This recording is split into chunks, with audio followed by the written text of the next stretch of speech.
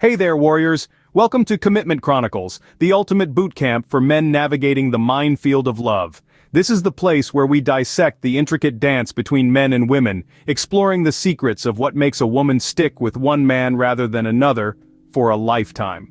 Today we're diving into the first of the three male strength qualities that women respond to positively: confidence. That's right, confidence, the magical ingredient that can transform your love life. Now you might be wondering why confidence. Well, it's simple. Women are genetically programmed to respond positively to certain manly traits. And confidence, my friends, is one of those traits.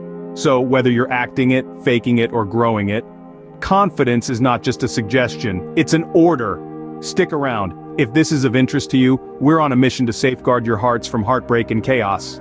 As I studied the female mind to evaluate her love choices, I came to realize that the woman keeps a report card of her feelings toward her man.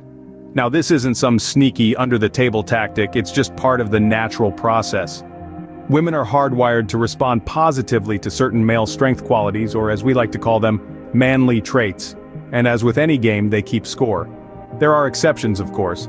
Mercenaries, man-haters, professional daters, women with super low self-esteem, users, takers, left-wing extremists, overly ambitious women, dominators, space cadets, flakes, and of course, the fabulous feministas, are all exempt from this rule. They've got their own rule books, and trust me, you don't want to play by them. Back to our report card. There are 3 items listed on your, or rather her, romantic interest level report card. These are confidence, control, and challenge. Think of them as the holy trinity of attraction. If you've got these in spades, you're golden. Let's break down the first one: confidence. Now, confidence isn't just about swagger or smooth talk. Real confidence is composed of 2 elements: self-esteem and self-confidence. Self-esteem is your ability to say no once in a while, to establish boundaries and assert yourself. It's letting her know where the line in the sand that she cannot cross is drawn. This shows her that you have the strength to walk away if you're pushed too hard. Self-confidence, on the other hand, comes from practicing the framework. This means being honest with yourself and with her, even if the truth is uncomfortable. It means having faith in your own abilities and worth. So, in summary, confidence consists of self-esteem and self-confidence. It's not about pretending, it's about being true to yourself and standing your ground. It's about knowing your worth and not being afraid to show it. And trust me, that's the kind of confidence that scores you an A on her report card. Self-esteem means saying the N-word no once in a while, or letting her know non-verbally where the line in the sand that she cannot cross is drawn. Let's dive into the elements of confidence. Confidence isn't just an attractive quality, it's a strength, a pillar that supports your interactions with the world, and most importantly, with your significant other. 2 major components form the foundation of confidence: self-esteem and self-confidence. Self-esteem is the respect you have for yourself. It's the ability to say no when necessary, and to set boundaries in your relationships. It's about understanding your worth and not allowing anyone, even the woman you care about, to disrespect or devalue you. Then we have self-confidence. This is your belief in your abilities, your assurance that you can navigate the challenges life throws at you. It's about trusting yourself and standing tall, regardless of whether you're facing a Monday morning meeting or a romantic date on a Saturday night. But how do you build these elements? You practice. Just like a musician practices scales or an athlete drills techniques, you need to practice the framework. This framework includes setting boundaries, respecting yourself, and cultivating belief in your abilities. It's not an overnight process, but with time and consistency, you'll see improvement. The truth also plays an essential role in your confidence. Authenticity is attractive. When you're truthful with yourself and with your partner, you build trust and respect. You create a solid foundation that can weather the storms of doubt and insecurity.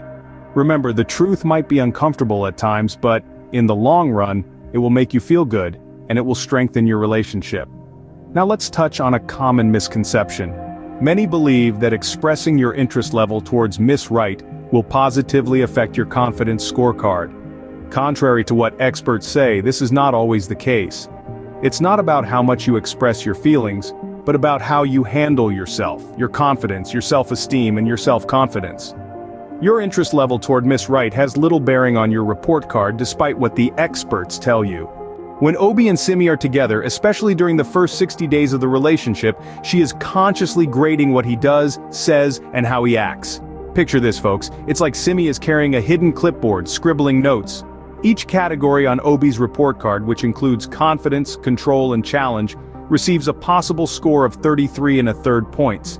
In this grading system, confidence is not just about how Obi sees himself, but also how he navigates the world. It's about how he handles situations, his reactions, his resilience. It's about his ability to say no, to establish boundaries, and to let Simi know where the line in the sand is drawn. It's about the balance between self-esteem and self-confidence, and this balance is what Simi is grading. Let's say Obi handles a difficult situation with grace, maintains his cool, and comes out on top. In Simi's mind, she's mentally writing an A next to confidence on Obi's report card. That's 33 and a third points in the bag.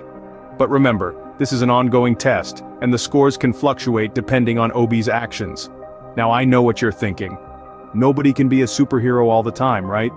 Well, you're absolutely correct. No one consistently gets a perfect score, because no one is 100% confident all the time. Even Simi knows this. Obi could be dealing with work stress, or maybe he's just having an off day. These things happen, and it's important not to beat yourself up about it. But here's the kicker. Even if you're not hitting a perfect score every time, you should strive to maintain an average of at least 8 for the 3 C's. This is crucial to keep the flame of love burning. It's not about being perfect, it's about being consistently good. You see, a high average score signals to Simi that Obi is a reliable, confident man who can handle what life throws at him. So remember, gentlemen, but you had better get at least an 8 average for the 3 C's to avoid nagging and keep the flame of love burning.